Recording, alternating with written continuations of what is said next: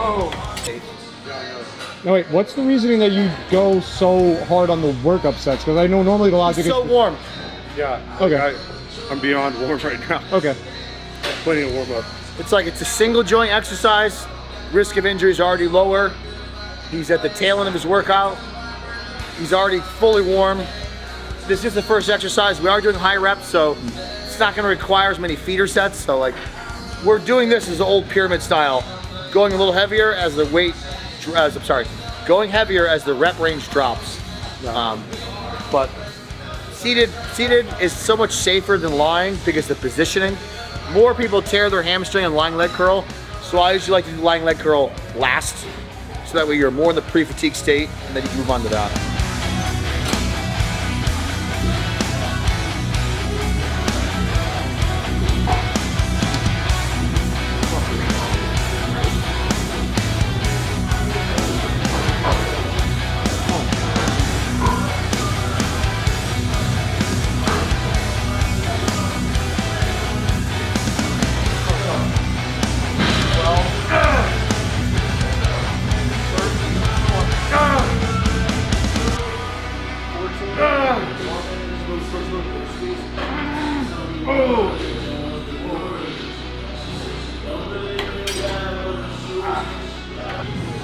It's been growing a lot, that hamstring too.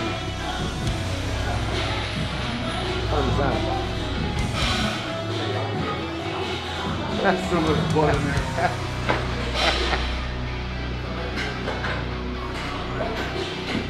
Still have the vein.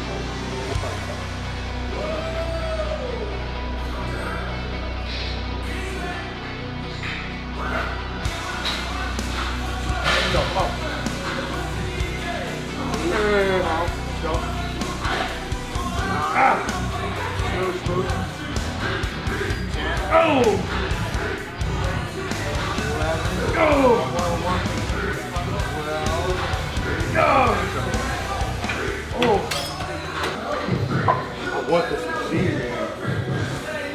Every machine I try out here, I'm like, I want this at home. He's gonna move here just for the gym. And anything else, everything else just about Texas went over his head. But this gym is gonna make him move you. If you ever want to train with me, like you can fly out St. House for a week, do your work, and we could train every day here, and then drive back. You know what I mean? Like, it's like, dude, I'm in good shape, so I can train pretty hard. I'm not gonna train the loads you are, but like, I can train fucking hard. So like, we can do it, push each other in here. Well, maybe we can get a 3 week, and maybe we can do it as a Like business 15 write-off. out. Yeah, and then my wife can come with me so she can scope out testing. Yeah. Rep ball.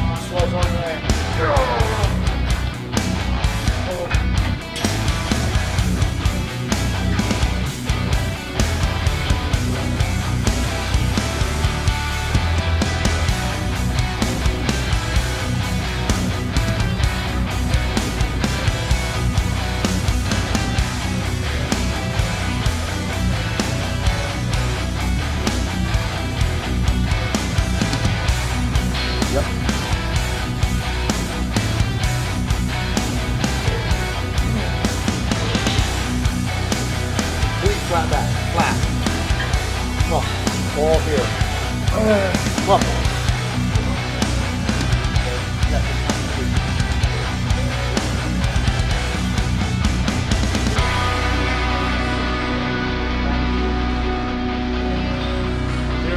Yeah, perfect. Come on. Come on. Oh, come on, let's go. Oh! Come on. Oh!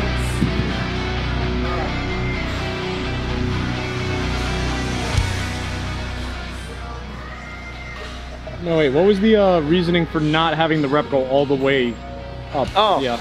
It's to make it more difficult, right? It's like, I like making things harder on the muscle, not easier. So when people lower the weight and then their lower back kind of goes into flexion and then they go into hyperextension and they wing the weight up, you're gaining speed momentum and you're contorting your body to move heavier weight than your hamstrings can handle.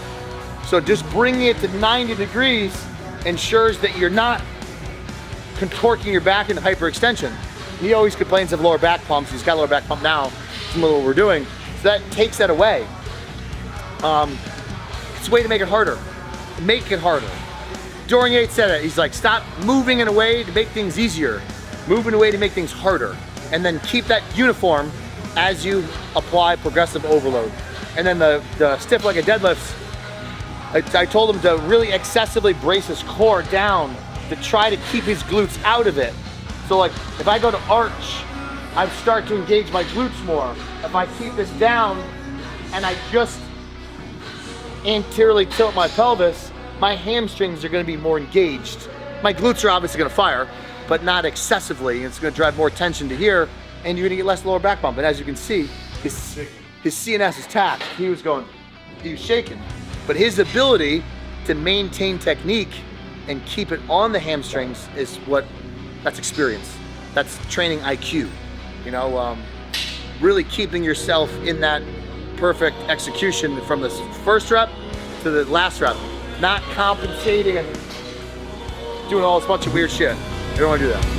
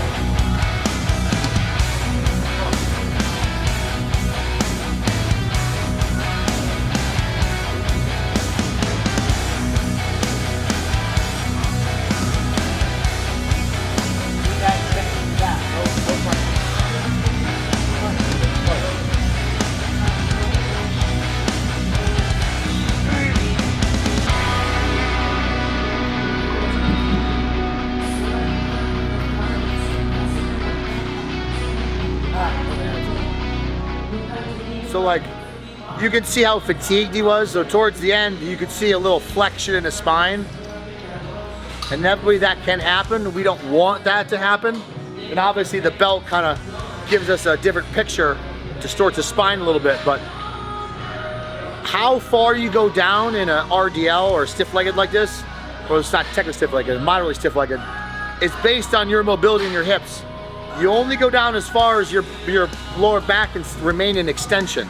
The second it starts to go in flexion, you're already passing that, your body's ability, your hip mobility, and you're not really getting further stretching your hamstring much as you think you are. Now you're putting your lower back and you get more pumped. I'm sure your lower back will pump that one. Yeah.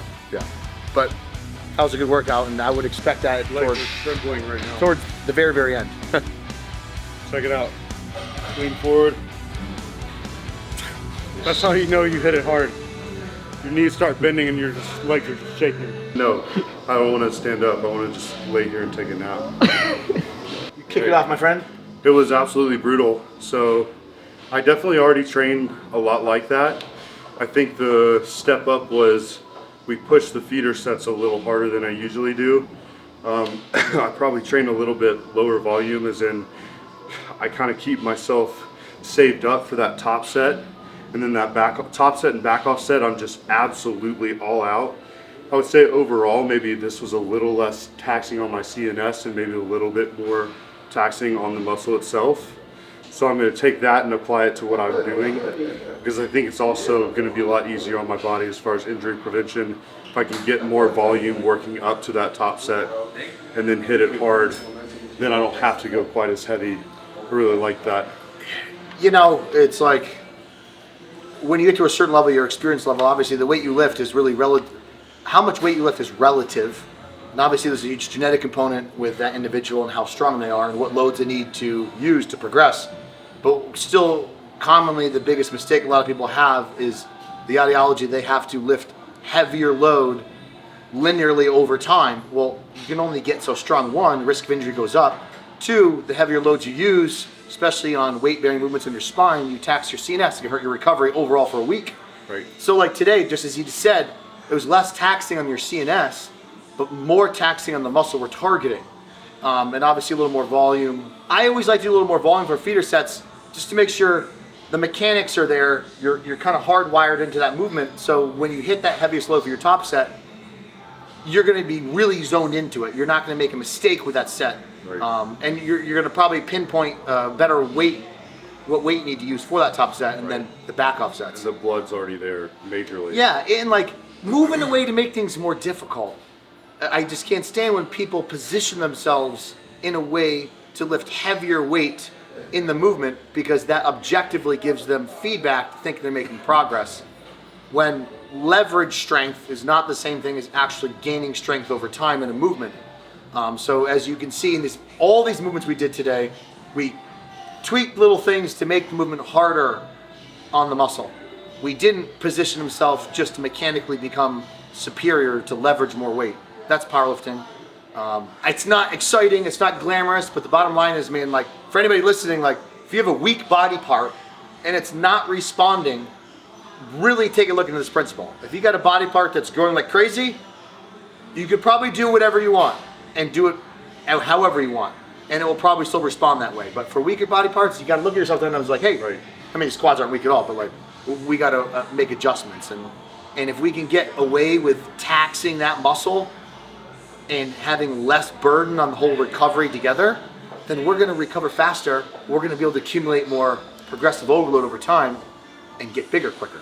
And look, I mean, I had to check my ego a long time ago.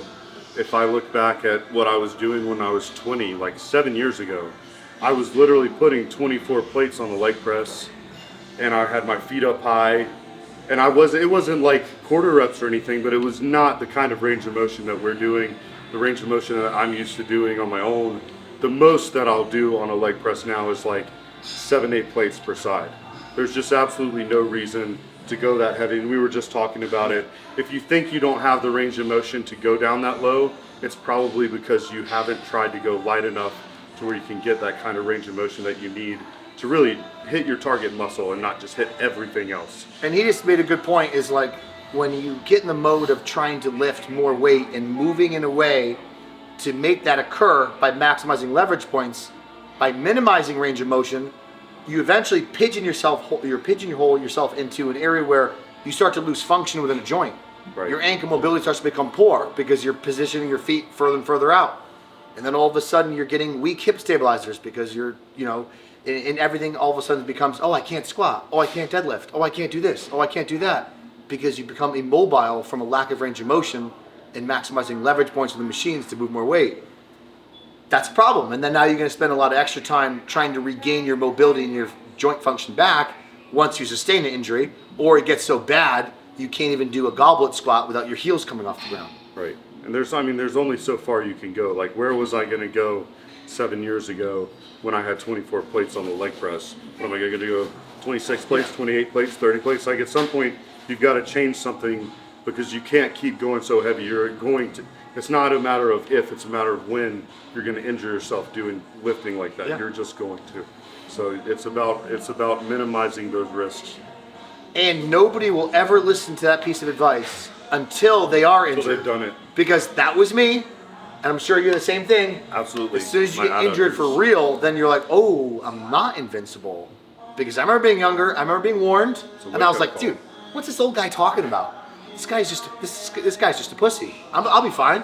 Yeah. Sure enough, like tear a hamstring, tear a tricep, tear a pec, and then I'm like, oh shit, there's a different method to this. Yeah, definitely a wake-up call, but it's a good wake-up call to have, because in bodybuilding, I mean, it's so much more efficient to train the way that I train now, and the way he's really helped me to advance in my training as well. Yep. So hope you guys enjoyed this leg day.